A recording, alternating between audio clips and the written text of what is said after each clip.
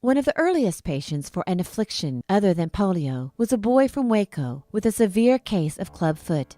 His name was Lyndon Olson. My parents brought me to Scottish Rite Hospital. I would have died had I not come here because of the gangrene in my legs. I was admitted to the hospital, and it was very traumatic for me.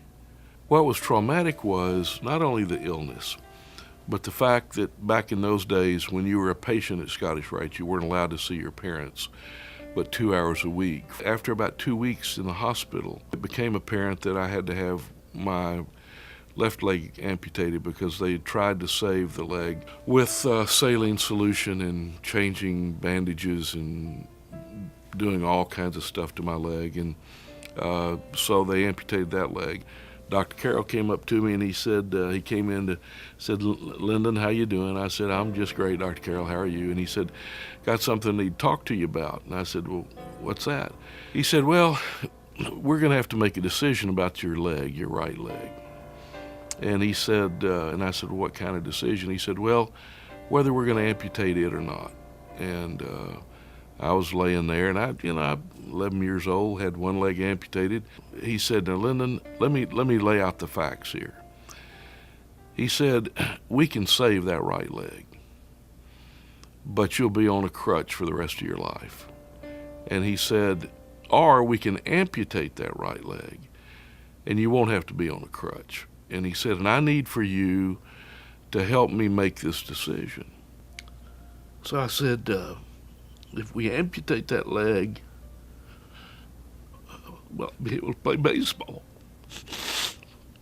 And he looked at me and he said, yeah, I think so. And I said, I think that the best decision would be for me to be able to play baseball.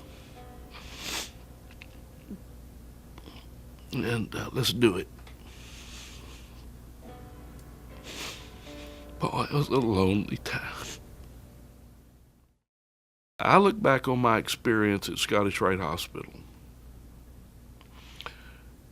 as the most, and this is the great paradox, as the most loving, nurturing place other than my family in my life. I was the beneficiary of the culture of this hospital. If it hadn't been for the Masons, the Scottish Rite Masons, that wouldn't have existed anywhere. If it had not been for people like Brandon Carrell, kids would have suffered.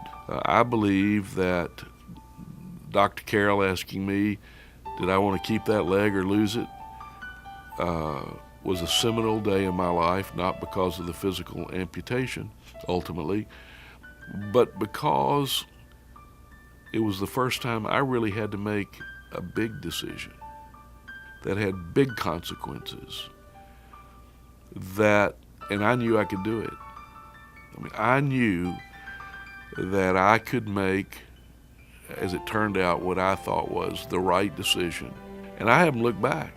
I mean, in terms of my life.